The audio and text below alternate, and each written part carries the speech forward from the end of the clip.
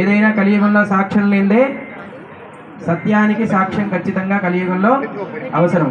అందుకోసమనే ఈ 32 మంది దేవతల ఆహ్వానం చేసి ఆ దేవతల సమక్షంలో సత్యనారాయణ స్వామి వారి యొక్క వ్రతాన్ని ఆచరించినప్పుడు స్వామివారి దగ్గరికి వెళ్ళి చెప్తారట, స్వామి వీళ్ళు సక్రమంగా ఆచరించారు, వీళ్ళు మనస్ఫూర్తిగా ఆచరించారు, వీరు చెడు ఆలోచనలతో ఆచరించారు, వీరు వేరే మీ మీద భక్తి లేక ఏదో చెయ్యాలనే సంకల్పంతో చేశారు అంటే మీరు ఎట్లా చేస్తే అదే ఆయనకి చేరుతుంది.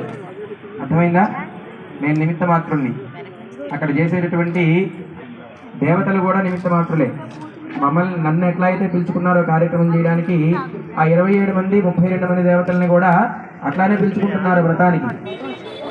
మేమందరం సక్రమంగా చేయించడం నా బాధ్యత, మీరు సక్రమంగా చేశారో లేదో చూసి చెప్పడం వాళ్ళ బాధ్యత. మా బాధ్యతలు మేము నిర్వర్తిస్తాం. సక్రమంగా చేసుకోవడం